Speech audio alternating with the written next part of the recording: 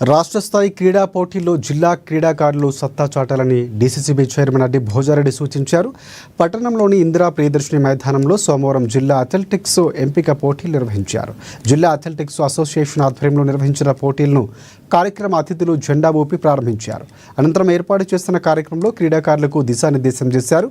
నిరంతర సాధనతో నైపుణ్యాలు మెరుగుపరుచుకొని ఉత్తమ ఫలితాలు సాధించాలని అడ్డి భోజారెడ్డి అన్నారు. రాష్ట్ర స్థాయిలోనూ సత్తా చాటి జిల్లాకు మంచి గుర్తింపు తీసుకురావాలని పేర్కొన్నారు. ఇందులో ప్రతిభ చూపిన క్రీడాకారులను ఆగస్టులో జరగనున్న రాష్ట్ర స్థాయి పోటీలకు ఎంపిక చేస్తారని వెల్లడించారు. గత ఏడాది రాష్ట్ర స్థాయి పోటీల్లో జిల్లా ఓవరాల్ ఛాంపియన్షిప్ సాధించిందని, ఇక ఈ ఏడు సైతం అవే ఫలితాలు పునరావృతం కావాలని ఆకాంక్షించారు. ఈ సెలక్షన్ ఈరోజు 8 నుంచి 20 వరకు ఈరోజు సెలక్షన్ జరుగుతూ ఉంటుంది. సెలక్షన్ జరిగిన తర్వాత ఇక్కడ నుండి వరంగల్ జిల్లా, పాత వరంగల్ ఉమ్మడి జిల్లా జనగాంలో మన ఈ సెలక్షన్ సెలెక్ట్ అయిన వాళ్ళు రాష్ట్ర స్థాయి కార్యక్రమం పాల్పంచుకుంటారు.